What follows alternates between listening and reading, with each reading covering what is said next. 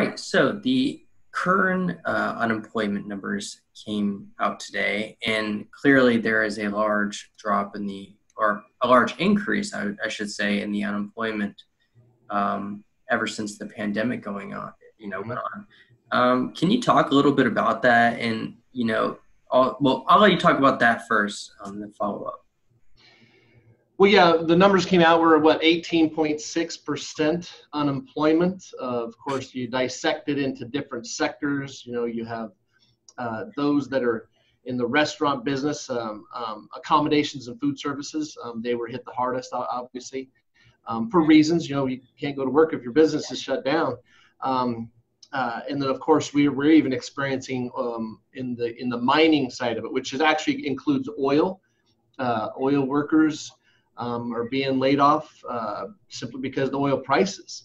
That had you typically nothing to do with the COVID, and that was more on Russia and OPEC.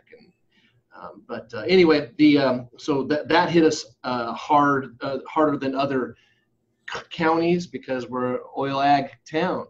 Um, but on the surface of like government employment and professional services, like a financial advisor, we can work from home, we can do these Zoom meetings, and so we weren't the professional services wasn't affected as much. But yeah, 18.6%. That's above the national average, above the state average. But I think oil added to a lot of that. And do you think now that we see things beginning to open up, do you think we'll see a steady increase, as the time goes on?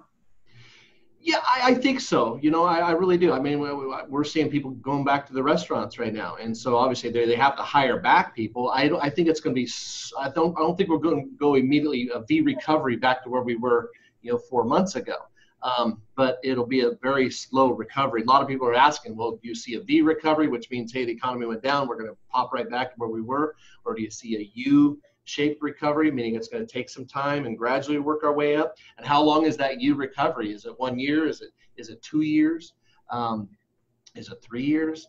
I think it's going to take a couple years, to get back to that normalization of where we were. And do you think there's any factors in the future that could, hinder this increase in employment or set us back possibly? You know, yeah, I think possibly another flu virus. That could hurt. I mean, will we shut down? There's so many uncertainties out there. That's why the stock market's all over the place right now. A lot of volatility on that end because one thing Wall Street doesn't like is uncertainty, and there's a lot of questions that you just asked that are unanswered. When we're in a situation like this, it's a fog. The analogy I have to use is like Bakersfield experiences fog. Sometimes the visibility is in front of your car like 2 feet. If that's the case, what do? You typically don't drive. You stay home. If it's 100 feet, maybe you're just going a little bit faster. If it's a mile, you're going faster, and then pretty soon we're driving full blast. The economy is like that right now. The uncertainty is so big right now that the fog is there's no visibility. So a lot of people are just kind of staying back. There's not predicting anything. Corporations are coming out with its earnings season. They can't even predict their corporate earnings. That this is unprecedented. They normally get on analyst calls, say, "Hey, what's your earnings look like for the next 6 months or year?" They can't do that right now, and if they can't do it, I'm in no position to predict, when we're going to open back up or if it's going to come back. And it's only an educated guess, and that's why I guess I'm on the show today. And and maybe in your experience, maybe you know this, maybe you don't, has Bakersfield ever seen a decline in unemployment? Maybe not to this magnitude, but of significance in the past.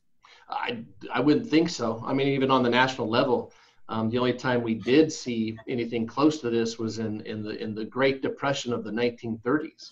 We did go to 25% unemployment back then, and that took 10 years for it to get back. Uh, that's a whole different structure though. That was cyclical. There's so many different variations of unemployment. There's the frictional unemployment, which is voluntary. You might go choose to take another job. I might. So I go on unemployment and I seek out another job. You have structural. That always goes on. That's technological change. One time we were transporting people with the horse and a buggy. Now then we went to the automobile. Now then we have planes. So obviously that horse and buggy driver is no longer around. That's more of a structural unemployment. Cyclical is what the studies are after, meaning that's what we're experiencing right now. The economy is up and down, but typically the economy justifies the cyclical unemployment. The COVID of businesses shutting down is causing the recession. It's flipped on its head. I mean, you follow me? We had cyclical unemployment is always going to be here because of changes in the economic development. Oil prices fall. That's cyclical. So oil workers are out of a job. The COVID caused the cyclical unemployment. It was flipped on its head because the COVID caused job losses and shoots us into recession, instead of vice versa. And do you think the resiliency that many people have, business owners and just, people who want to shop and go out to eat and whatnot, will go ahead and, could we bounce back faster now that things are opening up? Is there, the speed of that? Yeah, I think so. And, and I think it's faster than what a lot of people would have thought. We have these different stages and these openings, and we're abiding as an office here.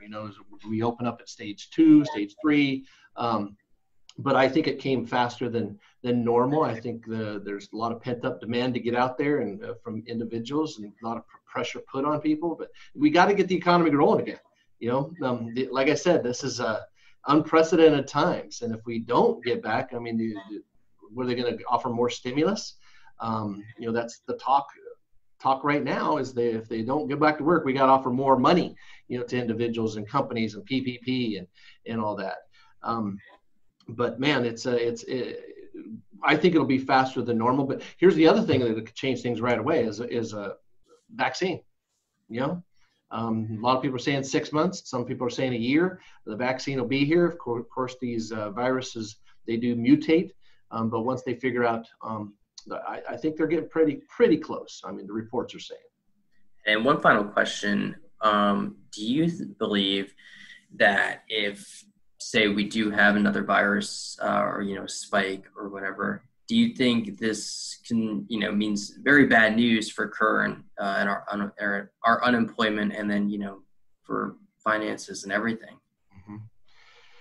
Yeah, we went through, we're always better the second round. The initial shock of what we went through was a lot of fear, right? And that fear caused everyone to do what they were supposed to do: stay home, put on your mask, wash your hands, don't touch your face.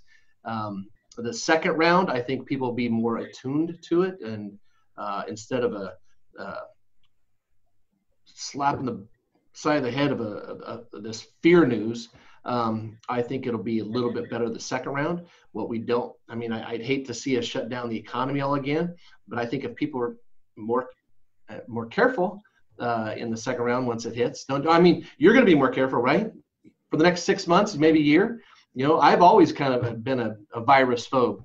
Matter of fact, guys joke on the radio is everyone's turning into Garo. But so nothing's really changed on my end. I've always noticed someone sneezing from a mile away. But someone like yourself, maybe you weren't, for the next 6 months to a year, as well as a lot of people, they're going to be washing their hands. They're going to be noticing someone sneezing. They're going to be, not touching that door handle, when the season comes around. So I think that'll alleviate the pain of possible infections. I'm not a doctor, but.